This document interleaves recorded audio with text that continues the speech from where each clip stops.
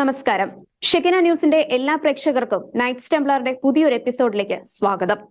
ജീവന്റെ സംരക്ഷണം. സഭ അടുത്ത കാലത്തായി ശ്രദ്ധ കേന്ദ്രീകരിക്കുകയും ഊന്നൽ കൊടുക്കുകയും ചെയ്ത പല വിഷയങ്ങളിൽ വളരെ പ്രധാനപ്പെട്ട ഒന്നാണ് ജീവന്റെ സംരക്ഷണം.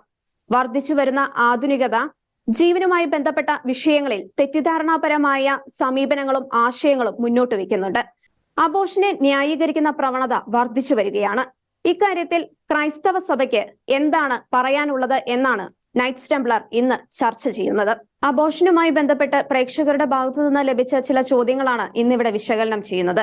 അതിനായി ഇന്ന് നമ്മോടൊപ്പം ചേരുന്നത് ക്രിസ്ത്യൻ അപ്പോളജിസ്റ്റായ ജേക്കബ് വർഗീസ് ആണ്. ജേക്കബ്, സ്വാഗതം നൈറ്റ്സ് ടെംപ്ലറിലേക്ക്.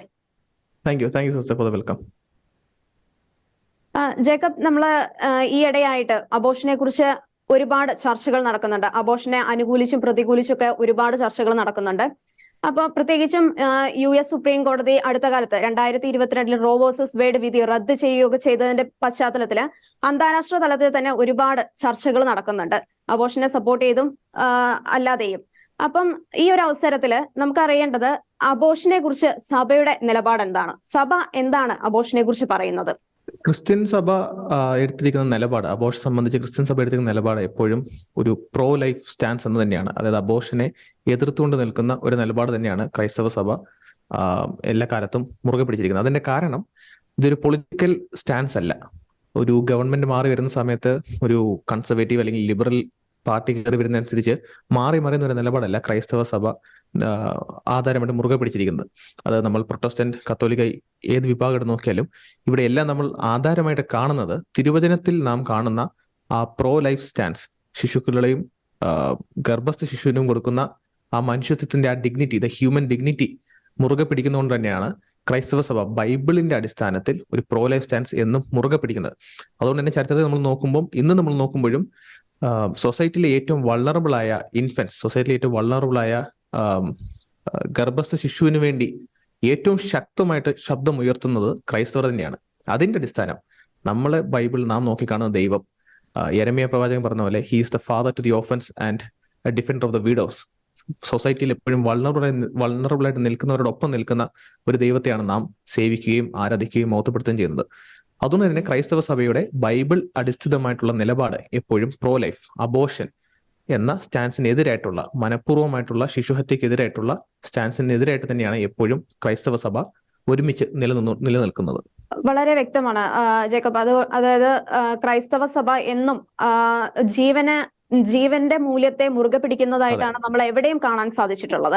പക്ഷെ നമുക്ക് ഇപ്പൊ അറിയാം, അബോർഷന്റെ നിരക്ക് വളരെയായിട്ട് വർദ്ധിച്ചു വരുന്നുണ്ട്. അബോർഷൻ ചെയ്യുന്നവരുടെ എണ്ണം, അബോർഷനെ അനുകൂലിക്കുന്നവരുടെ എണ്ണം ഒക്കെ ഒരുപാട് വർദ്ധിക്കുന്നതായിട്ടാണ് നമ്മൾ പല പഠനങ്ങളിൽ നിന്നും നമുക്ക് മനസ്സിലാക്കാൻ സാധിക്കുന്നത്. അപ്പൊ അതിന്റെ പശ്ചാത്തലത്തിൽ നമ്മൾ പ്രേക്ഷകരുടെ ഒരു അവബോധത്തിലേക്ക് വേണ്ടിയിട്ട് ചോദിക്കുകയാണ്, ഇന്ത്യയിൽ അബോർഷന്റെ സ്റ്റാറ്റിസ്റ്റിക്സ് എങ്ങനെയാണ്? നിലവിലുള്ള സ്റ്റാറ്റിസ്റ്റിക്സ് എങ്ങനെയാണ്? ഈ വിഷയം സംബന്ധിച്ച് ഏറ്റവും കൂടുതൽ സൈറ്റ് ചെയ്യപ്പെടുന്ന പേപ്പർ 2015 വന്ന ദ ലാൻസെറ്റ് റിപ്പോർട്ടിൽ സൈറ്റ് ചെയ്യപ്പെടുന്ന ഒരു പേപ്പറാണ്. അത് UK ഗവൺമെന്റ് ഫണ്ടഡ് ആയിട്ട് നടന്ന ഒരു റിസർച്ച് ആയിരുന്നു. അത് ഇന്ത്യയിലുള്ള അബോർഷൻ, അൺഇന്റൻഡഡ് പ്രഗ്നൻസീസ് തുടങ്ങിയ കാര്യങ്ങളെ കുറിച്ചുള്ള ഒരു കണക്കെടുപ്പ്. അതനുസരിച്ച് നമുക്ക് അറിയാൻ പറ്റുന്നത് 2015, ഇത് ഏറ്റവും റിലയബിൾ ആയിട്ട് നമ്മുടെ ഉള്ള ഡേറ്റ 2015 നിന്നുള്ളതാണ്. 2015 തന്നെ, ഇത്ര വർഷങ്ങൾക്ക് മുമ്പ് 15.6 മില്യൺ അബോർഷൻ ഇന്ത്യയിൽ നടന്നിട്ടുണ്ട്. അതിൽ 3.4 മില്യൺ അബോർഷൻ ഹെൽത്ത് ഫെസിലിറ്റീസിൽ, ഗവൺമെന്റ് നിർമ്മിതമായിട്ടുള്ള, ഗവൺമെന്റ് ഫണ്ടഡ് ആയിട്ടുള്ള, ജീവൻ നിലനിർത്തേണ്ട സൗകര്യങ്ങൾ നൽകേണ്ട ഫെസിലിറ്റീസിലാണ് 3.4 മില്യൺ അബോർഷൻ നടന്നിട്ടുള്ളത്. പിന്നെ 11.5 മില്യൺ അബോർഷൻ മെഡിക്കേഷൻ അബോർഷൻ ആയിട്ട്, അതായത് പിൽസും മറ്റു കാര്യങ്ങൾ ഉപയോഗിച്ചുള്ള മെഡിസിനൽ കൺസപ്ഷൻ ആയിട്ടുള്ള അബോർഷൻസ്, അത് ഹെൽത്ത് ഫെസിലിറ്റീസിന് പുറത്ത് നടന്നിട്ടുണ്ട്. പിന്നെ 0.8 മില്യൺ അബോർഷൻ, 1 മില്യന് താഴെ ഉള്ള അബോർഷൻ ഹെൽത്ത് ഫെസിലിറ്റീസിന് അപ്പുറമായിട്ട്, അതായത് ഗവൺമെന്റ് ഫെസിലിറ്റീസിൽ നൽകാതെ മെഡിസിൻ മറ്റ് മെത്തേഡ്സ് യൂസ് ചെയ്യാതെ അൺസേഫ് ആയിട്ടുള്ള മെത്തേഡ്സിൽ നടന്നിട്ടുള്ള അബോർഷൻസ് ഉണ്ട്. ഇനി ഞെട്ടിക്കുന്ന വാർത്ത, ഈ മൊത്തം നടന്ന അബോർഷൻ സ്റ്റാറ്റിസ്റ്റിക്സിനകത്ത് 12.7 മില്യൺ അബോർഷൻ മെഡിക്കേഷൻ അബോർഷൻസ് ആണ്. അതായത് ഞാൻ പറഞ്ഞ പോലെ ഈ പിൽസ്, മെഡിസിനൽ പിൽസ് കൺസ്യൂം ചെയ്തിട്ടുള്ളത്. 2.2 മില്യൺ അബോർഷൻ സർജിക്കലാണ്. സർജിക്കൽ മെത്തേഡ് വെച്ച് നമ്മൾ ഈ അബോർഷന്റെ ഓരോ സർജിക്കൽ മെത്തേഡ്സിനെ കുറിച്ച്, ഓരോ സ്റ്റെപ്സിനെ കുറിച്ച് നമ്മൾ പഠിക്കുമ്പോൾ വളരെ ഗ്രൂസമായിട്ടുള്ള, ഘോരമായിട്ടുള്ള, കണ്ണിച്ചോരയില്ലാത്ത രീതിയിൽ ശിശുവിനെ സക്ഷൻ ചെയ്ത് ഓരോ അവയവങ്ങൾ ഓരോന്നോരോന്നായിട്ട് മുറിച്ച് മാറ്റി വലിച്ചെടുത്ത രീതിയിലുള്ള അബോർഷൻ മെത്തേഡ്സ് നടക്കുന്നത്. അങ്ങനെയുള്ള അബോർഷൻ മെത്തേഡ്സ് വഴി 2.2 മില്യൺ അബോർഷൻ ഇന്ത്യയിൽ 2015 മാത്രം നടന്നു. കൂടാതെ മറ്റ് 1 മില്യന് താഴെ അബോർഷൻ അൺസേഫ് ആയിട്ടുള്ള മെത്തേഡ് വഴി. അൺസേഫ് എന്ന് ഇവര് ടെക്നിക്കലി പറഞ്ഞു വെച്ചാൽ അമ്മയ്ക്ക് ഗുരുതരമായിട്ടുള്ള രീതിയിൽ പ്രശ്നം ഉണ്ടാകുന്ന രീതിയിലുള്ള അബോർഷൻ മെത്തേഡ്സ്. എല്ലാ അബോർഷനും അൺസേഫ് ആണ്. എല്ലാ അബോർഷന്റെ പരിണിത ഫലമായിട്ട് ഒരു ശിശുവിന്റെ ജീവൻ നഷ്ടപ്പെടുന്നു. ഒരു അബോർഷനും യാതൊരു രീതിയിൽ നമുക്ക് സേഫ് ആണെന്ന് മനസാക്ഷിയിൽ നോക്കിയിട്ട് നമുക്ക് സേഫ് ആണെന്ന് പറയാൻ സാധിക്കുന്നില്ല. പക്ഷെ പ്രോ അബോർഷനായിട്ട് നിൽക്കുന്നവർ പറയുന്നത് അൺസേഫ് ആയിട്ടുള്ള അബോർഷൻ എന്നുകൊണ്ട് അവർ ഉദ്ദേശിക്കുന്നത് അമ്മയുടെ ജീവന് ക്ഷതമേൽക്കുന്ന ഒരു അബോർഷൻ ആണെങ്കിൽ അത് അൺസേഫ്. അമ്മ സേഫ് ആണ്, കുഞ്ഞ് നഷ്ടപ്പെടുന്നു എങ്കിൽ അത് സേഫ് എന്ന രീതിയിലാണ് അവർ കാണുന്നത്. ഈ 2015 സ്റ്റാറ്റിസ്റ്റിക്സിൽ ഒരു ഭാഗം കൂടി ഞാൻ ഒന്ന് മെൻഷൻ ചെയ്യാം. 3/1 പ്രഗ്നൻസീസ് മുഴുവൻ 3/1 പ്രഗ്നൻസീസ് അബോർഷനിലാണ് എത്തിച്ചേർന്നത്. സോ ഇതാണ് 2015 നമുക്ക് ഒരു റിലയബിൾ ആയിട്ടുള്ള ഡേറ്റ കിട്ടുന്നത്. ഇന്നിപ്പം നമ്മളിപ്പോൾ എത്രയാ ഒരു 5-8 വർഷം മുന്നോട്ട് വന്നിരിക്കുന്നു. നിയമവ്യവസ്ഥിതികളും ഒക്കെ മാറി മാറിയുന്ന ഒരു കാലഘട്ടം. മെഡിസിൻസും മറ്റു കാര്യങ്ങളൊക്കെ സുലഭമായിട്ട് ലഭിക്കുന്നു. പൊതുജനം കൂടുതൽ ഒരു ഒരു പാശ്ചാത്യ മെന്റാലിറ്റിയോട് കൂടുതൽ ചേർന്ന് നിൽക്കുന്ന ഒരു സന്ദർഭം നമ്മൾ കാണുന്നു. സിനിമകളിൽ തന്നെ അബോർഷൻ അനുകൂലമായിട്ടുള്ള പല കഥകളും തീമുകളും ഒക്കെ മലയാള സിനിമയിൽ തന്നെ കടന്നു വരുന്ന സമയം. അപ്പോൾ എന്തുകൊണ്ട് നമുക്ക് ഉറപ്പായിട്ട് പറയാൻ സാധിക്കും 15.6 മില്യൺ എന്നുള്ള 2015 കണക്കിനേക്കാളിലും വളരെയധികം ഇന്നത്തെ അബോർഷൻ നിരക്ക് നടക്കുന്നുണ്ടായിരുന്നേക്കാം. നമുക്ക് ഇനി അടുത്ത ഒരു റിലയബിൾ സ്റ്റഡി വരുന്നത് വരെ നമ്മളത് കാത്തിരിക്കണം. പക്ഷെ എന്ത് തന്നെയാണെങ്കിലും അന്ന് ഒരു 8 വർഷം മുമ്പ് ഇതായിരുന്നു കണക്കെങ്കിൽ എന്തായാലും സ്വാഭാവികമായും അത് വർദ്ധിച്ചിരിക്കും എന്നുള്ള കാര്യം ഉറപ്പാണ്. തീർച്ചയായിട്ടും. ഓക്കെ, അതെ. ജേക്കബ് നേരത്തെ പറഞ്ഞ ഒരു കാര്യം വളരെ സ്പെസിഫിക് ആയിട്ടുള്ള ഒരു കാര്യമാണ്. അതായത് വളരെ ശ്രദ്ധ കൊടുക്കേണ്ട ഒരു മേഖലയായിട്ട് എനിക്ക് തോന്നുന്നു. അതായത് മെഡിക്കേഷൻസ് വഴി, അതായത് മരുന്നുകൾ ഉപയോഗിച്ചും അതുപോലെ സർജിക്കൽ മെത്തേഡായിട്ടും അബോർഷൻസ് നടക്കുന്നുണ്ട്. അപ്പം ഈ മരുന്നുകൾ ഉപയോഗിച്ചെന്ന് പറയുമ്പം ഗർഭാവസ്ഥയുടെ ആദ്യ ആഴ്ചകളിലായിരിക്കണമല്ലോ ഈ മരുന്ന് കൊണ്ട് അബോർഷൻ നടക്കുക. അത് കഴിഞ്ഞ് വരുന്നതാണ് സർജിക്കൽ ആയിട്ടുള്ള അബോർഷൻ വരുന്നത്. അപ്പൊ അതിനെക്കുറിച്ച് ഇപ്പം വളരെ അതിദാരുണമായ രീതിയിലാണ് ഗർഭസ്ഥ ശിശുവിനെ ഇല്ലാതാക്കുന്നത് സർജിക്കൽ മെത്തേഡ് ഉപയോഗിച്ച്. അപ്പൊ അതിനെക്കുറിച്ച് ഒന്ന് ചെറുതായിട്ടൊന്ന് വിശദീകരിക്കാൻ പറ്റുമോ? അതെ, ഞാനൊരു മെഡിക്കൽ എക്സ്പെർട്ട് അല്ല. അപ്പൊ ഞാൻ മെഡിക്കൽ റിസോഴ്സ് വായിച്ചുള്ള അറിവാണുള്ളത്. സോ ഒരു സാധാരണക്കാരൻ എന്ന രീതിയിൽ ഞാൻ മനസ്സിലാക്കിയ കാര്യങ്ങൾ പെട്ടെന്ന് പൊതുജനത്തിന് വേണ്ടി അവതരിപ്പിക്കാം. മെഡിക്കൽ അബോർഷൻ പിൽസ് പണ്ട് കാലം നമ്മുടെ ടി വിയിൽ തന്നെ ഇത് പരസ്യം വന്നിരുന്ന ഒരു സന്ദർഭമായിരുന്നു. ഒരു 2010-11 കാലഘട്ടങ്ങളിൽ അങ്ങനെയുള്ള പരസ്യങ്ങൾ എയർ ചെയ്യുന്നത് ഇന്ത്യയിൽ റദ്ദാക്കി പിന്നീട് അത് വീണ്ടും പുനഃസ്ഥാപിക്കുകയൊക്കെ ചെയ്തു. അപ്പോൾ നമ്മൾ ഈ അബോർഷൻ പിൽസിനെ കുറിച്ചുള്ള അഡ്വർടൈസ്മെന്റ് പണ്ട് ചെറുപ്പത്തിൽ ഞാൻ കണ്ടിരുന്നു. ബട്ട് എനിക്കത് എന്താണെന്ന് അന്ന് അറിയത്തില്ലായിരുന്നു, ഇന്ന് അറിയുന്നു.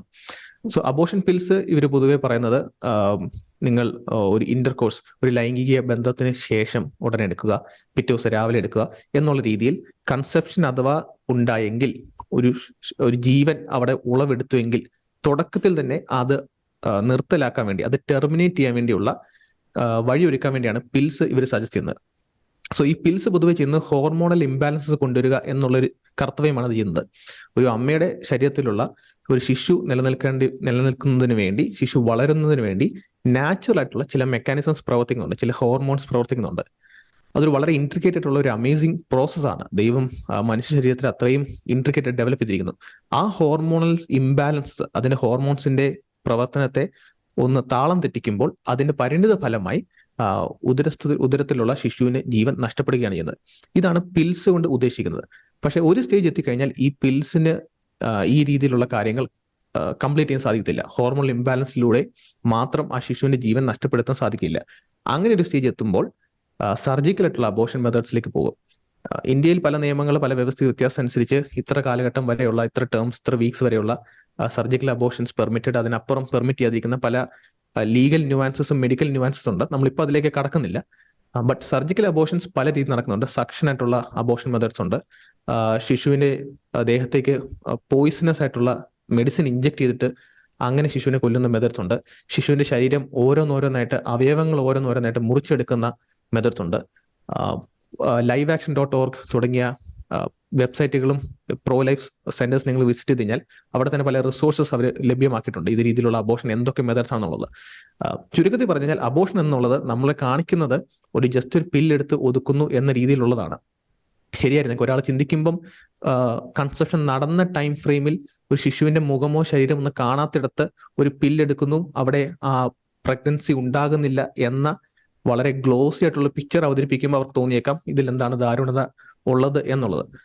പക്ഷെ ഒരു കാരണവശാലും ആർക്കും ഒരാൾക്കും ഒരു സർജിക്കൽ അബോർഷൻ നോക്കിയിട്ട് ഇത് വളരെ നാച്ചുറൽ ആണ്, ഇത് ഓക്കെ ആണ്, ഇവിടെ എന്താണ് പ്രശ്നകരമായിട്ടുള്ളത് എന്ന് ചോദിക്കാൻ സാധിക്കത്തില്ല. കാരണം ഹാർട്ട് ബീറ്റ് ഉള്ള 5 വീക്സ് മുതൽ ഹാർട്ട് ബീറ്റ് ഉള്ള ഫേഷ്യൽ ഫീച്ചേഴ്സും കൈകളും ഒക്കെ ഫോം ആയിട്ട് വരുന്ന ഒരു ശിശുവിന്റെ അവയവങ്ങൾ ഓരോന്നോരോന്നായിട്ട് മുറിച്ചു മാറ്റി ആ അവയവങ്ങൾ ട്രേ കിടക്കുന്ന നമ്മൾ നോക്കി നമുക്ക് കാണുമ്പോൾ മനസ്സിലാക്കാൻ സാധിക്കും ഇതൊരു മനുഷ്യക്കുഞ്ഞാണ് എന്ന് തിരിച്ചറിയത്തക്ക രീതിയിൽ എത്തിക്കഴിഞ്ഞിട്ടും ആ ശിശുവിനെ ദാരുണമായിട്ട് അതിക്രൂരമായിട്ട് താൻ ഏറ്റവും സുരക്ഷിതനാണ് എന്ന് ചിന്തിച്ചിരിക്കുന്ന അമ്മയുടെ ഉദരത്തിൽ വെച്ച് തന്നെ ആ ശിശുവിന്റെ ജീവൻ എടുക്കുന്ന ഒരു പ്രക്രിയയാണ് സർജിക്കൽ അബോർഷൻ.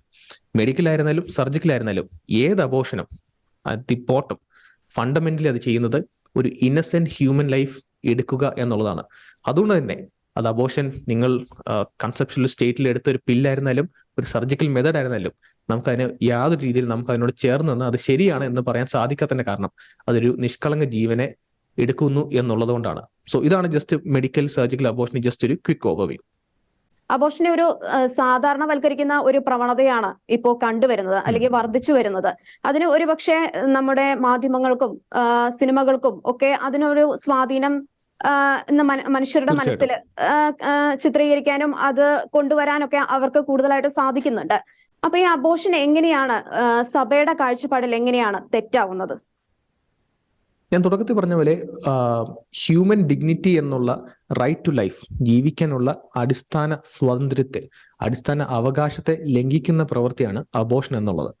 അതുകൊണ്ട് തന്നെ ബിബ്ലിക്കലി നോക്കുമ്പോൾ ആ right to life, human dignity, അതിന്റെ ഫണ്ടമെന്റൽസ് നിന്നുകൊണ്ട് തന്നെയാണ് എല്ലാ കാലഘട്ടത്തിലും ക്രൈസ്തവർ, അത് സ്ലേവർ ആയിക്കൊള്ളട്ടെ, റേഷ്യൽ ഡിസ്ക്രിമിനേഷൻ ആയിക്കൊള്ളട്ടെ, എന്തായിരുന്നാലും അതിനെതിരെ എതിർത്തിട്ടുള്ളത്. ഇന്ന് നമ്മൾ നോക്കുമ്പോൾ ലോകത്ത് ഏറ്റവും കൂടുതൽ ശബ്ദമുയർത്തുന്ന സെക്സ് ട്രാഫിക്കിംഗ് തുടങ്ങിയ പ്രവണതകൾക്കെതിരെ, പോണോഗ്രാഫിക് സൈറ്റ്സ് എതിരെയുള്ള ശബ്ദമുയർത്തുന്നത്, ഇവിടെ എല്ലാം ശബ്ദമുയർത്തുന്നവർ ക്രൈസ്തവരാണ്. സ്ലേവറി അബോളിഷ് ചെയ്യാൻ വേണ്ടി മുൻകൈ എടുത്ത് മുൻനിര നിന്നതും ക്രൈസ്തവരാണ്. ആദ്യമ നൂറ്റാണ്ടിൽ ക്രൈസ്തവ സഭ എടുത്ത ചൂടുകൾ അന്ന് കാലത്തെ റോമൻ ഹിസ്റ്റോറിയൻസ് തന്നെ രേഖപ്പെടുത്തുമ്പോൾ അവർക്കും അതിശയം വരുന്നുണ്ട്.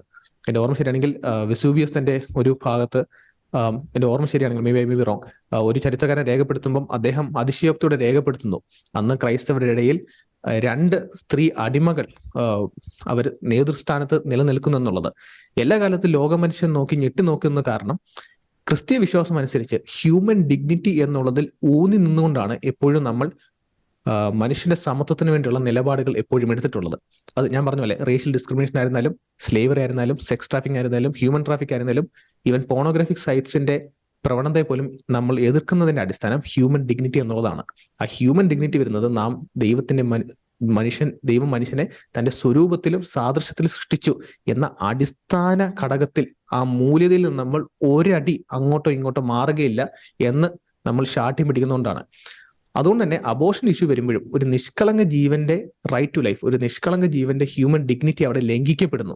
അതിനെ നമുക്ക് ഒരിക്കലും ബൈബിളിന്റെ അടിസ്ഥാനത്തിൽ, അതിന് നമുക്ക് ഒരിക്കൽ ദൈവം അനുശാസിക്കുന്ന നീതിന്യായ വ്യവസ്ഥയുടെ അടിസ്ഥാനത്തിൽ നമുക്ക് ഒരിക്കലും അതിനെ അനുകൂലിക്കാൻ സാധിക്കുകയില്ല എന്നുള്ള നമ്മുടെ നിർബന്ധ ബുദ്ധി തന്നെയാണ് അതിന്റെ കാരണം. ബൈബിൾ എങ്ങനെയാണ് ഈ അബോർഷനെ നോക്കിക്കാണുന്നത്?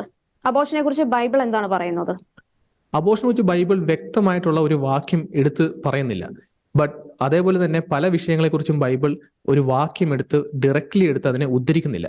പക്ഷെ നമുക്ക് ഈ ബൈബിളിലെ വാക്യങ്ങൾ കൂട്ടിച്ചേർത്ത് വായിക്കുമ്പോൾ ഒരു അണ്ടർലൈൻ ത്രെഡ് അവിടെ വരുന്നുണ്ട്. ഇപ്പൊ സ്ലേവറി മറ്റു കാര്യങ്ങളൊക്കെ വരുമ്പം വളരെ കോംപ്ലക്സ് ആയിട്ട് ബൈബിളിൽ പല കാര്യങ്ങൾ പറയുന്നുണ്ടെങ്കിലും സ്ലേവറിയുടെ ഫണ്ടമെന്റൽ ആയിട്ടുള്ള കാര്യങ്ങളെ എതിർക്കുന്നതിന്റെ അടിസ്ഥാന വാക്യങ്ങൾ നമുക്ക് ബൈബിളിൽ കിടക്കുന്നുണ്ട്.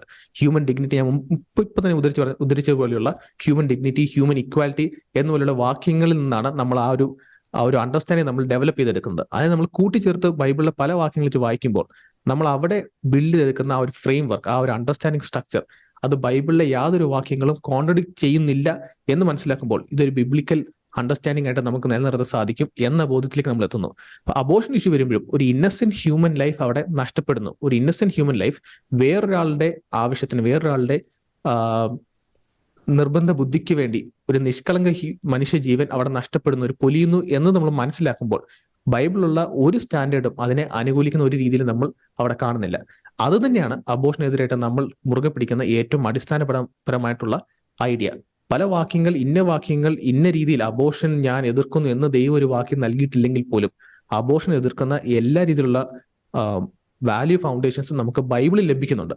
അത് തന്നെയാണ് നമുക്ക് അടിസ്ഥാനമായിട്ട് ബിബ്ലിക്കലി നമുക്ക് പറയാൻ സാധിക്കുന്നത്. പക്ഷെ അബോർഷനെതിരായിട്ടുള്ള കേസുകൾ ഒരു പ്യൂർലി ബിബ്ലിക്കൽ ബേസിൽ അല്ലാതെ തന്നെ നമുക്ക് ഡെവലപ്പ് ചെയ്യാൻ സാധിക്കും. അപ്പോൾ ഒരു നിരീശ്വരവാദി സംബന്ധിച്ചിടത്തോളം നമ്മൾ മുന്നോട്ട് വെക്കുന്ന കാര്യങ്ങൾ നമ്മളും അവരും ഒരേപോലെ അംഗീകരിക്കുന്ന ചില ധാർമ്മിക മൂല്യങ്ങളെയും അടിസ്ഥാന ബോധത്തെയും നിലനിർത്തിക്കൊണ്ട് തന്നെയാണ് നമ്മൾ അബോർഷനെതിരായിട്ട് അവർ മുന്നോട്ട് വെക്കുന്ന പല വാദങ്ങളും നിലനിൽക്കുന്നത്.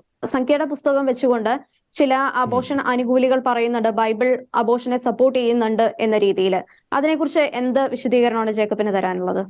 അതെ, താങ്ക് യു.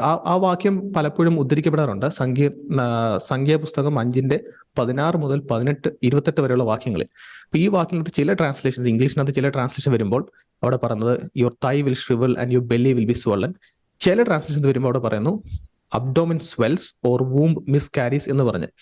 അപ്പൊ ഈ വാക്യങ്ങൾ എടുത്ത് മുന്നോട്ട് വെക്കുന്നത് ബൈബിളിൽ കണ്ടോ ദൈവം അവിടെ അബോർഷന് വഴിയൊരുക്കുന്നു, ദൈവം അവിടെ അബോർഷൻ അനുശാസിക്കുന്നു എന്ന് പറഞ്ഞൊരു നിലപാട് വെച്ചാണ് മുന്നോട്ട് വരുന്നത്. പക്ഷെ എക്സാക്ട് നമ്മൾ നോക്കുമ്പോൾ ഇവിടെ ആ ശിശുവിന്റെ ജീവൻ നഷ്ടപ്പെടുന്നതിനെ കുറിച്ചല്ല അവിടെ നടക്കുന്നത്. അവിടെ അഡൾട്ടറിയിൽ പിടിക്കപ്പെട്ട ഒരു സ്ത്രീക്ക് മേൽ വരുന്ന അന്നത്തെ ജുഡീഷ്യൽ സിസ്റ്റത്തിൽ ദൈവം കൊടുക്കുന്ന ഒരു ശിക്ഷയാണ് നടക്കുന്നത്. ആ ശിക്ഷയിൽ എന്താണ് സംഭവിക്കുന്നത് എന്ന് നമുക്ക് നോക്കേണ്ടതുണ്ട്. ഒരു ഉദാഹരണം പറഞ്ഞാൽ പെട്ടെന്ന് ആ പോയിന്റ് ക്ലാരിഫൈ ചെയ്യാം. എന്നോട് ഒരാൾ പറയുന്നു, ജേക്കബ് നീ ഈ കാര്യം ചെയ്തിരിക്കണം, ചെയ്താൽ നിന്നെ ഞാൻ ജീവനോടെ വെറുതെ വിടാം, അല്ലാത്ത പക്ഷം എന്ന് പറഞ്ഞ് അവസാനിപ്പിച്ചാൽ എനിക്ക് മനസ്സിലാക്കാൻ സാധിക്കും ഞാൻ ആ വ്യക്തി പറഞ്ഞ കാര്യം ചെയ്താൽ എന്നെ ജീവനോടെ വിടും, ഇല്ലെങ്കിൽ എന്റെ ജീവൻ നഷ്ടപ്പെടും. ആ വ്യക്തി അവിടെ ഡെലിബറേറ്റ് ആയിട്ട് പറയുന്നില്ല എന്ത് നിന്റെ ജീവൻ എടുക്കുമെന്ന് പറയുന്നില്ല. എന്നോട് പറഞ്ഞു വരുന്ന രീതി ഇത്രയാണ്, നീ ഈ കാര്യം ഭംഗിയായിട്ട് ചെയ്താൽ നിന്നെ ഞാൻ വെറുതെ വിടും, നിന്നെ ഞാൻ ജീവനോടെ വെറുതെ വിടാം, അല്ലാത്ത പക്ഷം എന്ന് പറഞ്ഞ് അവസാനിപ്പിക്കുന്നതിലൂടെ തന്നെ എനിക്ക് അവിടെ മനസ്സിലാക്കാൻ സാധിക്കും, എനിക്ക് അവിടെ നിന്ന് ഇൻഫർ ചെയ്യാൻ സാധിക്കും എന്ത് അല്ലാത്ത പക്ഷം എന്റെ ജീവൻ നഷ്ടപ്പെടും എന്നുള്ളത്. ഈ സംഖ്യാ പുസ്തകത്തിനകത്തെ 5-ാം അധ്യായം 16 മുതൽ 18 വരെയുള്ള വാക്യങ്ങൾ വായിച്ചിരുമ്പോൾ 16 മുതൽ 28 വരെയുള്ള വാക്യങ്ങൾ വായിച്ചിരുമ്പോൾ അത് 28-ാമത്തെ വാക്യം ഇപ്രകാരമാണ്: If, however, the woman has not made herself impure, but is clean, she will be cleared of guilt. കുറ്റബോധം നീക്കി മാറ്റും.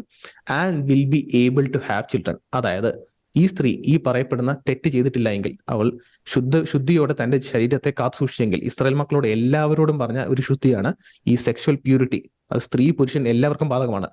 അതേപോലെ ദൈവം കൊടുത്തിരിക്കുന്ന ആ സെക്ഷൽ പ്യൂരിറ്റി സംബന്ധിച്ചുള്ള രീതിയിൽ if the woman is clean, താൻ ആ കാര്യത്തിൽ ശുദ്ധിയോടെ പവിത്രതയോടെ തന്റെ ശരീരത്തെ കാത്തു സൂക്ഷിച്ചു എങ്കിൽ she will be able to have children. ആ സ്ത്രീക്ക് പിന്നെയും മക്കളെ ഗർഭം വഹിക്കാൻ സാധിക്കും. നമ്മൾ പഴയ നിയമം നോക്കുമ്പോൾ പല ഭാഗത്ത് ഒരു ബാരനസ് ഒരു വലിയ കേഴ്സ് ആയിട്ട് പലപ്പോഴും കാണുന്നുണ്ട്. ശിശുക്കളെ ജന്മം നൽകാൻ സാധിക്കാത്തത്, ഒരു അമ്മയുടെ സ്ഥാനത്തേക്ക് ഉയരുവാൻ കഴിയാത്തത്, ഒരു അമ്മയുടെ സ്ഥാനം വഹിക്കുവാൻ കഴിയാത്തത് ഒരു കേഴ്സ് ആയിട്ട് പലപ്പോഴും കാണുന്നുണ്ട്.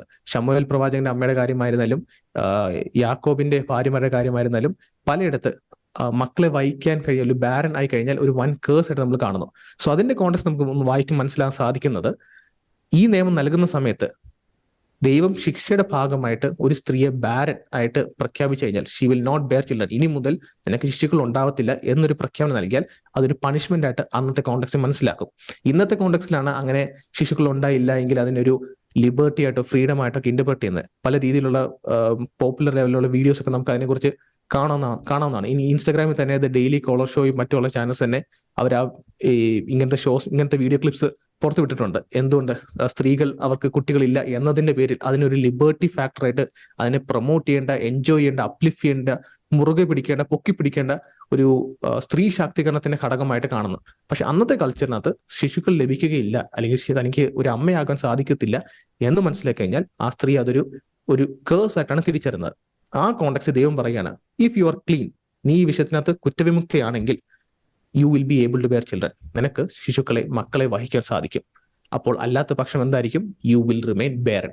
അതാണ് അവിടുത്തെ ക്ലിയർ പണിഷ്മെന്റ്. ആ വാക്യങ്ങൾ നമ്മൾ ഈ ഒരു അണ്ടർസ്റ്റാൻഡിങ് നമ്മൾ തിരിച്ചു പോയി വായിക്കുമ്പോൾ നമുക്ക് മനസ്സിലാക്കാൻ സാധിക്കുന്നത്, ഈ വിഷയത്തിൽ ആ സ്ത്രീ കുറ്റം വഹിക്കുകയാണെങ്കിൽ, ഇഫ് ഷീ ഈസ് ഗിൽറ്റി, അതിന്റെ പരിണിത ഫലമായിട്ട് she won't be able to bear children, barren ആയിട്ട് തന്നെ നിലനിൽക്കും. അല്ല, if you are clear, if you are not guilty, തെറ്റ് ചെയ്തിട്ടില്ല എങ്കിൽ you will be able to bear children. അതാണ് ആ പണിഷ്മെന്റിന്റെ രണ്ട് വശം. ഇനി വേറെ സംഭവം പറയാം. ഇനി ഇൻ കേസ് ഇവിടെ അബോർഷൻ തന്നെയാണ് നടക്കുന്നത് എന്നിരിക്കട്ടെ, for the sake of the argument, ഇവിടെ അബോർഷൻ തന്നെയാണ് നടക്കുന്നത് എന്നിരിക്കട്ടെ. എന്നിരുന്നാൽ പോലും ഇവിടുത്തെ സിറ്റുവേഷൻ എടുത്തത് ഇന്ന് നമ്മുടെ കോണ്ടെക്സ്റ്റിൽ അപ്ലൈ ചെയ്യാൻ സാധിക്കത്തില്ല. കാരണം ഇവിടുത്തെ കോണ്ടെക്സ്റ്റിൽ ദൈവം നേരിട്ട് ഒരു ജഡ്ജ്മെന്റ് നൽകുകയാണ്. He is the giver and taker of life. ദൈവമാണ് ജീവൻ നൽകുകയും എടുക്കുകയും ചെയ്യുന്നത്. അത്യന്തമായിട്ട് അതിന്റെ അധികാരം ദൈവത്തിന് മാത്രമാണ്. അതുകൊണ്ട് തന്നെ പഴയ നിയമത്തിൽ പലയിടത്തും ദൈവം ആ ജഡ്ജ്മെന്റ് എക്സിക്യൂട്ട് ചെയ്യുന്നുണ്ട്. ദൈവത്തിൽ നിന്ന് വിട്ടുമാറുന്ന ഘോരമായിട്ടുള്ള കുറ്റകൃത്യത്തിലേക്ക് നീങ്ങുന്ന ഇസ്രായേൽ മക്കളുടെ മേലെയും ശിശു സാക്രിഫൈസ് തുടങ്ങിയുള്ള മറ്റ് സാക്രിഫൈസ് ചെയ്യുന്ന ജെന്റൈൽസിന്റെ മേലെയും ദൈവം ഈ ഒരു ജഡ്ജ്മെന്റ് എക്സിക്യൂട്ട് ചെയ്യാൻ നമുക്ക് കാണാൻ സാധിക്കും. കാരണം at the end of the day ദൈവമാണ് ജീവൻ നൽകുകയും എടുക്കുകയും ചെയ്യുന്നത്. He has the ultimate authority in that matter. So ഇവിടെ ഇനി ഇൻ കേസ് ഈ ടെക്സ്റ്റ് അബോർഷനാണ് പഠിപ്പിക്കുന്നതെങ്കിൽ പോലും, അല്ലെങ്കിൽ അബോർഷൻ അനുകൂലമായിട്ട് പറയുന്നതെങ്കിൽ പോലും, ഇതിന് നമുക്ക് ഇന്നത്തെ കോണ്ടെക്സ്റ്റിൽ അപ്ലൈ ചെയ്യാൻ സാധിക്കില്ല. കാരണം ഇന്നത്തെ കോണ്ടെക്സ്റ്റ് നമ്മൾ കാണുന്ന പ്രോ അബോർഷൻ സ്റ്റാൻസ് എടുക്കുന്ന രീതിയിലുള്ള സിറ്റുവേഷൻ അല്ല ഈ വാക്യത്തിൽ നമ്മൾ കാണുന്നത്. പിന്നെ നമ്മൾ കാണുന്നുണ്ട് ദാവീദ് തന്റെ ബാത്ശബയിലൂടെ ലഭിച്ച മകൻ നഷ്ടപ്പെട്ട് കഴിയുമ്പോൾ ദാവീദ് പറയുന്നുണ്ട്, he will not come to me but I will go where he is. തനിക്ക് നഷ്ടപ്പെട്ട മകൻ ദൈവസാന്നിധ്യത്തിൽ he will be in heaven എന്നുള്ള ഒരു പോയിന്റിലേക്ക് ഡേവിഡ് അവിടെ ഹിന്റ് ചെയ്യുന്നുണ്ട്. സോ ആ കോണ്ടെക്സ്റ്റ് നമ്മൾ നോക്കുമ്പോൾ ഇങ്ങനെ നഷ്ടപ്പെടുന്ന കുഞ്ഞുങ്ങൾക്ക് എന്ത് പറ്റും എന്നുള്ള കാര്യത്തിൽ ഒരു ക്രിസ്തീയ വിശ്വാസം എന്ന രീതിയിൽ നമ്മളത് അധികം വ്യാകുലപ്പെടുത്തേണ്ടതൊന്നുമില്ല. സോ ഇതിന്റെ രത്നം ചുരുക്കം പറഞ്ഞു കഴിഞ്ഞാൽ, I don't think this passage is talking about abortion. ഇവിടെ പറയുന്ന ശിക്ഷയും മറ്റു കാര്യങ്ങൾ നമ്മൾ കൂട്ടിച്ചേർത്ത് വായിക്കുമ്പോൾ ഇവിടെ അബോർഷൻ അല്ല പറയുന്നത്, മറിച്ച് പണിഷ്മെന്റ് ആയിട്ട് നടക്കുന്ന സംഭവം ബാരൻനെസ്, സ്ത്രീക്ക്, ആ കുറ്റകൃത്യം ചെയ്ത സ്ത്രീക്ക് ഒരു അമ്മയാകുവാൻ കഴിയുകയില്ല എന്ന ശിക്ഷ ദൈവം നൽകുകയാണ്. അതാണ് ഈ പാസേജ് നടക്കുന്നത്. ഇനി അല്ല ഈ പാസേജിൽ അബോർഷൻ ആണ് പറയുന്നെങ്കിൽ പോലും ഇത് നമ്മൾ ഇന്നത്തെ കോണ്ടെക്സ്റ്റിൽ എടുത്ത് പ്ലഗ് ചെയ്തെടുത്ത് അപ്ലൈ ചെയ്യാൻ പറ്റുന്ന ഒരു പാസേജ് അല്ല എന്ന് തന്നെ നമുക്ക് കാണാൻ സാധിക്കും. തീർത്തും തെറ്റിദ്ധാരണാപരമായ ഒരു കാര്യമാണത്. അവര് തെറ്റിദ്ധരിക്കുന്നതാണ്. അതെടുത്ത് പ്രയോഗിക്കുന്നവര് തീർച്ചയായും തെറ്റിദ്ധരിച്ചതായിരിക്കണം. അതെ അതെ, തീർച്ചയായിട്ടും. ഓക്കെ, അബോർഷനെ ഇപ്പൊ നമ്മൾ എതിർക്കുന്നുണ്ട്. അപ്പം അബോർഷനെ അനുകൂലിക്കുന്നവര് റേപ്പ് കേസുകളിൽ സംഭവിച്ച ഗർഭാവസ്ഥയെ സഭ അത്തരത്തിലുള്ള ഗർഭാവസ്ഥകളെ അത്തരം സിറ്റുവേഷൻസിൽ അബോർഷനെ സഭ അനുകൂലിക്കുന്നുണ്ടോ? ഈ റേപ്പ് തുടങ്ങിയ സിറ്റുവേഷൻസ് വളരെ ഇമോഷണലി കോംപ്ലക്സ് ആയിട്ടുള്ള സിറ്റുവേഷൻ ആണ്. നമുക്ക് എല്ലാവർക്കും അറിയാവുന്ന ഒരു കാര്യമാണത്. സോ അവിടെ നമ്മൾ ഇങ്ങനത്തെ വിഷയം നിങ്ങളുടെ മുന്നിൽ, ഞാൻ പൊതുജനത്തിന് മുന്നിൽ അവതരിപ്പിക്കുകയാണ്, ഇങ്ങനത്തെ ഒരു വിഷയമായിട്ട് ഒരാൾ നിങ്ങളുടെ മുന്നിൽ വരികയാണെങ്കിൽ അവിടെ എടുത്തടിച്ചൊരു ഉത്തരം നൽകി വിഷയം ക്ലോസ് ചെയ്യാൻ ശ്രമിക്കരുത്. അവിടെ നിങ്ങൾ ചിലപ്പോൾ നിൽക്കുന്ന വ്യക്തി ഇങ്ങനത്തെ സിറ്റുവേഷൻ കടന്നു പോയിട്ടുള്ള ഒരാളാണെങ്കിൽ ദേ നീഡ് ഇമോഷണൽ സപ്പോർട്ട്. അവർക്ക് നിങ്ങളുടെ സ്നേഹവും കമ്പാഷനും കരുതലും ഒക്കെ ആവശ്യമാണ്. സോ നമ്മൾ കൊടുക്കുന്ന ഉത്തരം, നമുക്കതിനെ എത്ര ഇത് ജസ്റ്റിഫൈ ചെയ്താലും ആ കൊടുക്കുന്ന ഉത്തരം അവരുടെ സിറ്റുവേഷനും അവരുടെ ഇമോഷണൽ കണ്ടീഷനും മനസ്സിലാക്കിയിട്ട് വേണം നമ്മൾ അവിടെ നൽകുവാൻ. സോ റേപ്പിൽ കൂടെ കടന്നു പോകുന്ന ട്രോമ എക്സ്ട്രീമാണ്. അപ്പോൾ നമ്മൾ ആ വ്യക്തിയുടെ സിറ്റുവേഷൻ ഗൗനിച്ചുകൊണ്ട് അതിന് കൊടുക്കേണ്ട വിലയും കമ്പാഷനും നൽകിക്കൊണ്ട് വേണം നമ്മൾ ഉത്തരം നൽകാൻ. ഇനി എന്തുകൊണ്ട് റേപ്പിൽ കൂടി ഒരാൾ കടന്നുപോയി അബോർഷൻ ചെയ്താലോ എന്ന് നോക്കി നിൽക്കുമ്പോൾ നമ്മൾ എന്തുകൊണ്ട് അന്നേരവും അബോർഷനെ അനുകൂലിക്കാൻ സാധിക്കത്തില്ല എന്നുള്ള കാരണങ്ങൾ പറയാം. ആദ്യത്തെ കാരണം, അബോർഷൻ ബ്രിങ്സ് അബൌട്ട് ട്രോമ. നമുക്ക് അറിയാവുന്ന സ്റ്റാറ്റിസ്റ്റിക്സ് അനുസരിച്ച് അബോർഷനോട് കടന്നു പോകുന്ന സ്ത്രീകളിൽ 60% ആൾക്കാരും 60% സ്ത്രീകളും അബോർഷൻ മൂലം ഒരു ട്രോമയിലൂടെ കടന്നു പോകുന്നു. അപ്പോൾ റേപ്പ് എന്ന ട്രോമയിൽ കൂടി കടന്നുപോയ സ്ത്രീ അബോർഷൻ കൂടി തിരഞ്ഞെടുക്കുമ്പോൾ ആ സ്ത്രീ വീണ്ടും ട്രോമ ഫേസ് ചെയ്യാനുള്ള സാധ്യത വർദ്ധിക്കുകയാണ്. കാരണം ആ പെൺകുട്ടി അല്ലെങ്കിൽ ആ സ്ത്രീ പിന്നീട് തിരിഞ്ഞ് നോക്കുമ്പോൾ അവർ ചിന്തിക്കുകയാണ്, അയ്യോ ഞാൻ എൻ്റെ കുഞ്ഞിന്റെ ജീവൻ എടുത്തോ എന്ന് ചിന്തിക്കുമ്പോൾ, സ്വന്തം കുഞ്ഞിന്റെ ജീവൻ ഞാനായിട്ട് നഷ്ടപ്പെടുത്തിയല്ലോ, ഞാനായിട്ട് ആ കുഞ്ഞിന്റെ ജീവൻ എടുത്തില്ല എന്നൊരു അമ്മ ചിന്തിക്കുമ്പോഴുള്ള അമ്മ ഫേസ് ചെയ്യുന്ന ട്രോമ എന്തുമാത്രമായിരിക്കും എന്ന് നമുക്ക് ഊഹിക്കാവുന്നതാണ്. സോ ഒരു ട്രോമ നീക്കി മാറ്റാൻ മറ്റൊരു ട്രോമ ഒരിക്കലും സാധിക്കുകയില്ല. സോ റേപ്പിന് ട്രോമ നീക്കി മാറ്റാൻ അബോർഷന് ട്രോമയ്ക്ക് സാധിക്കുകയില്ല. സോ അതാണ് നമ്മൾ മുന്നോട്ട് വെക്കുന്ന ഫസ്റ്റ് പോയിന്റ്. രണ്ടാമത്തെ ഏറ്റവും ഇമ്പോർട്ടൻറ്റ് പോയിന്റ് എന്നാൽ, ആ സ്ത്രീയുടെ മേലുള്ള അത്രയും ക്രൂരമായിട്ടുള്ള കാര്യം ചെയ്ത ആ വ്യക്തി, ആ പുരുഷൻ, നമുക്കൊരു ബയോളജിക്കൽ ടെർമിനോളജി പറഞ്ഞാൽ അപ്പൻ ചെയ്ത തെറ്റിന് കുഞ്ഞിനെ നമ്മൾ എന്തിന് ശിക്ഷിക്കണം? അവിടെ കുറ്റകൃത്യം ചെയ്ത ആൾ കുറ്റവിമുക്തനായി ആരുടെ മുന്നിൽ താൻ പ്രതിയാകുന്നില്ല, നിയമത്തിന് മുന്നിൽ വരുന്നില്ല, ലോകത്തിന് മുന്നിൽ തന്റെ മുഖം മൂടി അഴിയുന്നില്ല. ആ വ്യക്തി കയ്യും വീശി നടന്നു പോകുമ്പോൾ അവിടെ ജീവൻ നഷ്ടപ്പെടുന്നത് ആ കുഞ്ഞിനും, ആ ട്രോമ അവിടെ അനുഭവിക്കാൻ പോകുന്നത് ആ വിക്ടിം കൂടിയാണ്. എന്ത് അർത്ഥത്തിൽ നമുക്ക് പറയാൻ സാധിക്കും അങ്ങനെ റേപ്പിൽ കൂടെ കടന്നുപോയ ഒരാൾക്കുള്ള ഉത്തരം ഒരു അബോർഷനാണ് എന്നുള്ളത്? ഇത് രണ്ടാണ് പെട്ടെന്ന് നമ്മുടെ മൈൻഡ് നമുക്ക് ഓർത്ത് വെക്കേണ്ട രണ്ട് പോയിന്റ് എന്നുള്ളത്. അബോർഷൻ ഒരിക്കലും റേപ്പിന്റെ കോണ്ടെക്സ്റ്റിൽ ഒരു ഉത്തരമാകുന്നില്ല. നമ്മൾ ചോദിക്കേണ്ട ചോദ്യം, എന്തിനാണ് നമ്മൾ അബോർഷൻ സജസ്റ്റ് ചെയ്യുന്നത് എന്നുള്ളതാണ് ചോദ്യം. അപ്പൊ ഇവിടെ ഒരാൾ പറയും, ഒരു റേപ്പ് വിക്ടിമിന്റെ കുഞ്ഞിനെ എങ്ങനെ അമ്മ ജീവിതകാലം മുഴുവൻ വഹിച്ചുകൊണ്ട് പോകും എന്നുള്ളത്. പക്ഷെ അന്നേരവും ആ കുഞ്ഞിന്റെ ജീവന്റെ ചോദ്യം അവിടെ വീണ്ടും നിലനിൽക്കുന്നു. എന്തിന് ആ കുഞ്ഞ് ആ റേപ്പിസ്റ്റ് ചെയ്ത ശിക്ഷയുടെ ഫലം അല്ലെങ്കിൽ ആ റേപ്പിസ്റ്റ് ചെയ്ത പ്രവൃത്തിയുടെ ശിക്ഷ എന്തുകൊണ്ട് ആ കുഞ്ഞ് അവിടെ വഹിക്കണം എന്നുള്ളത്. ഇനി ആ അമ്മയെ സംബന്ധിച്ചിടത്തോളം ആ കുഞ്ഞിന്റെ ജീവൻ ചിലപ്പോൾ നിലനിർത്തുന്നത് അല്ലെങ്കിൽ ആ കുഞ്ഞിനെ എന്നും വഹിക്കുന്നത് 9 മാസം ശേഷം ആ കുഞ്ഞിന്റെ മുഖം നോക്കുമ്പോൾ ആ അമ്മയ്ക്ക് ചിലപ്പോൾ ഒരു ട്രോമയായിരിക്കാം ഓർമ്മ വരുന്നത്. തീർച്ചയായിട്ടും അത് അങ്ങനെ ഒരു കോംപ്ലക്സ് സിറ്റുവേഷൻ ആണ്. പക്ഷെ അവിടെ നമ്മൾ കുറച്ചും കൂടി സ്പെസിഫിക് ആയിട്ട് ആ അമ്മയുടെ സിറ്റുവേഷൻ തിരിച്ചറിഞ്ഞ് നമ്മൾ അവിടെ സ്റ്റെപ്പ് എടുക്കണം. അവിടെ ഒരിക്കലും അബോർഷൻ ഒരു ഉത്തരമാകുന്നില്ല. പക്ഷെ നിരവധി ടെസ്റ്റിമോണീസ് നമ്മുടെ മുമ്പാകെയുണ്ട്. റേപ്പിന്റെ ഭാഗമായിട്ട് ജനിച്ച കുഞ്ഞുങ്ങൾ, അമ്മമാര് അവരുടെ കുഞ്ഞുങ്ങളുടെ ജീവനെ വിലയോർത്ത് കുഞ്ഞുങ്ങളുടെ ജീവൻ എടുക്കാതെ അവരവരുടെ മാതൃത്വത്തിന്റെ ആ റോള് മനസ്സിലാക്കി കുടുംബങ്ങളുടെയും സുഹൃത്തുക്കളുടെയും ക്രൈസ്തവ സമൂഹങ്ങളുടെ സഹായത്തോടെ ആ കുഞ്ഞുങ്ങളെ ഡെലിവർ ചെയ്ത സിറ്റുവേഷൻസ് ഇന്ന് അവര് പല സൊസൈറ്റിയിൽ പല ഭാഗങ്ങളിൽ അവരവരുടെ കർത്തവ്യങ്ങൾ നിർവഹിക്കുന്നു. ആ ഹ്യൂമൻ ലൈഫിന്റെ ഡിഗ്നിറ്റി തന്റെ ബയോളജിക്കൽ ഫാദർ ചെയ്ത കുറ്റകൃത്യത്തിന്റെ പേരിൽ ആ ഡിഗ്നിറ്റി ഒരിക്കലും നഷ്ടപ്പെടുന്നില്ല. നമ്മളിവിടെ ഈ സിറ്റുവേഷന് മുന്നിൽ, ഒരു റേപ്പ് വിക്ടിമിന് മുന്നിൽ നമ്മൾ മുന്നോട്ട് വെക്കുന്ന കാര്യങ്ങൾ, നമുക്ക് ആ കുഞ്ഞിന്റെ ജീവൻ നിലനിർത്തണം, ആ അമ്മയെ നമുക്ക് സംരക്ഷിക്കുകയും വേണം. വേറൊരു കാര്യം, ഇത് പിന്നെ അമേരിക്കയെ കുറിച്ച് നമുക്ക് അറിയാവുന്ന ഡേറ്റ നമുക്ക് മനസ്സിലാവുന്നത് ഏറ്റവും കൂടുതൽ സെക്സ് ട്രാഫിക്കിംഗ് ക്രിമിനൽസ് രക്ഷപ്പെടുന്നത് അബോർഷൻ മെത്തേഡോടെയാണ്. കാരണം സെക്സ് ട്രാഫിക്കിംഗ് ചെയ്ത് സെക്ഷൽ ഒഫൻസ് ചെയ്ത് അവർ വിക്ടിംസിനെ പ്ലാന്റ് പേരറ്റും പോലെ തുടങ്ങിയ അബോർഷൻ സെന്റേഴ്സിൽ കൊണ്ടുവന്ന് അബോർട്ട് ചെയ്യുന്നു. എല്ലാ രീതിയിലുള്ള മെഡിക്കൽ എവിഡൻസ് അവിടെ നശിപ്പിച്ച് കളയുന്നു. കാരണം ആ പെൺകുട്ടി നാളെ പ്രഗ്നന്റ് ആണെന്ന് അറിയുമ്പോഴാണ് ചോദ്യം വരുന്നതും പെറ്റേണൽ ടെസ്റ്റ് ഒക്കെ നടത്തി ആ കുറ്റകൃത്യം വെളിച്ചത്ത് കൊണ്ടുവരുന്നത്.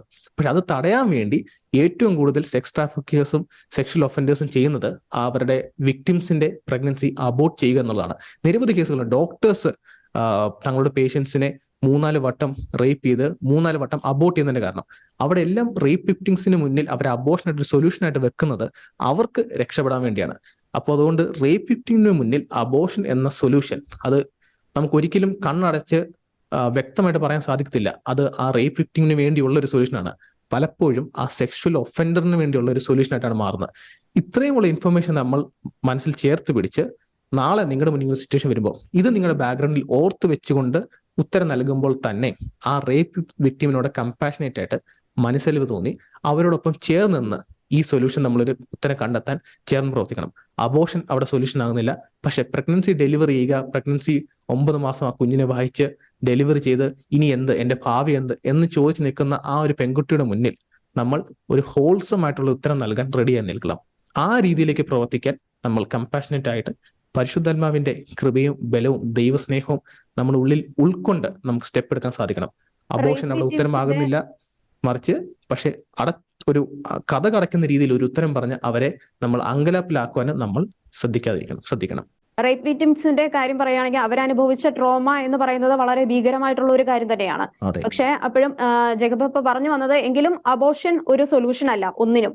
അപ്പൊ അതിനുള്ള ഒരു സൊല്യൂഷൻ എന്ന് പറയുന്നത് ഒരു വൺ ഓഫ് ദി മെത്തേഡ് എന്ന് പറയുന്നത് ദത്തെടുക്കുക എന്ന് പറയുന്ന ഒരു രീതിയാണ്. അതായത് ആ പെൺകുട്ടീനെ സംരക്ഷിച്ചുകൊണ്ട് മാക്സിമം സപ്പോർട്ട് കൊടുത്തുകൊണ്ട് എല്ലാവരും കൂടെയുണ്ട് എന്നൊരു തോന്നല് കൊടുത്തുകൊണ്ട് അവരെ സംരക്ഷിച്ചുകൊണ്ട് സ്വാഭാവികമായ രീതിയിൽ പ്രസവിക്കാനുള്ള ഒരു അവസരം കൊടുക്കുകയും തുടർന്ന് ആ കുഞ്ഞിനെ സംരക്ഷിക്കാൻ വേണ്ടിയിട്ട് ഒരു കുടുംബത്തെയോ ദത്തെടുക്കാൻ വേണ്ടി ഒരു കുടുംബത്തെയോ ഒക്കെ സജ്ജീകരിക്കാൻ എനിക്ക് തോന്നുന്നു 9 മാസം എന്ന് പറയുന്നത് ധാരാളമാണ്. ഒരുപാട് പേര് ഇപ്പൊ ഇന്ത്യയിലാണെങ്കിൽ ദത്തെടുക്കാൻ ഒരുപാട് പ്രൊസീജിയേഴ്സ് ഉണ്ട്, അതിനെ രജിസ്റ്റർ ചെയ്യണം, അങ്ങനെയുള്ള കാര്യങ്ങളുണ്ട്. അപ്പൊ അങ്ങനെ വരുമ്പോ അത്തരത്തിലുള്ള കുടുംബങ്ങളെ ഫൈൻഡ് ഔട്ട് ചെയ്യാൻ എളുപ്പമാണ്. അപ്പം അങ്ങനെയുള്ള ദത്തെടുക്കൽ പ്രൊസീജിയേഴ്സ് ഇന്ത്യയിൽ മെച്ചപ്പെടുത്തേണ്ടതായിട്ട് ഉണ്ടെന്ന് തോന്നുന്നുണ്ടോ? ഈ ഒരു സ്ട്രാറ്റജീനെ ഫോക്കസ് ചെയ്തുകൊണ്ട് ഈ അബോർഷൻ എന്ന് പറഞ്ഞ് അതിനുള്ള ഫോക്കസ് കൊടുക്കുന്നതിനേക്കാൾ നന്നായിട്ട് ഈ ഇങ്ങനെയുള്ള കുട്ടികളെ സംരക്ഷിക്കാനും ഇങ്ങനെയുള്ള കുട്ടികളെ ദത്തെടുക്കാനുമുള്ള അവസരങ്ങൾ നമ്മുടെ രാജ്യത്ത് കൂടുതലായിട്ടും മെച്ചപ്പെടുത്തേണ്ടതായിട്ടുണ്ടോ? തീർച്ചയായിട്ടും. ഈ അമേരിക്കയിലുള്ള നമുക്ക് ഇന്ന് ഈ അബോർഷനെ കുറിച്ചുള്ള കൂടുതൽ ഡീറ്റെയിൽസും ഡേറ്റയും സയന്റിഫിക് ഡേറ്റയും ഈ ഡിസ്കഷൻ കൂടുതൽ നടക്കുന്ന അമേരിക്കയിലാണ്. അമേരിക്കയിലുള്ള പല പ്രോ ലൈഫ് ആക്ടിവിസ്റ്റ് മുന്നോട്ടൊന്ന് പറഞ്ഞു കാണുമ്പോൾ എനിക്ക് ഒരു കൊതി തോന്നാറുണ്ട്, ഇതേപോലെ നമ്മുടെ രാജ്യത്തും ഉണ്ടോ എന്നുള്ളത്. അവർ പലപ്പോഴും പറയുന്നുണ്ട്, നിങ്ങൾക്ക് US ഇത്ര ആയിരക്കണക്കിന് ഫെസിലിറ്റീസ് ഉണ്ട്, അവിടെ നിങ്ങൾക്ക് ചെന്ന് കഴിഞ്ഞാൽ ഒരു മെറ്റേണൽ കെയർ, ഒരു ഗർഭസ്ഥയായിട്ട് നിൽക്കുന്ന ഒരു അമ്മയ്ക്ക്, ഒരു പ്രഗ്നന്റ് വുമണ് ലഭിക്കാവുന്ന എല്ലാ കെയർ ആൻഡ് സപ്പോർട്ടും ഫെസിലിറ്റീസും ഡയപ്പേഴ്സ് ആയിക്കൊള്ളട്ടെ, അവർക്ക് വാങ്ങിക്കേണ്ട സാധനങ്ങളായിരുന്നാലും അതെല്ലാം ഫ്രീ ഓഫ് കോസ്റ്റ് ആയിട്ട് അവിടെ ഫെഡറൽ ഇൻസ്റ്റിറ്റ്യൂഷൻസ് പ്രൊവൈഡ് ചെയ്യുന്നുള്ളത്.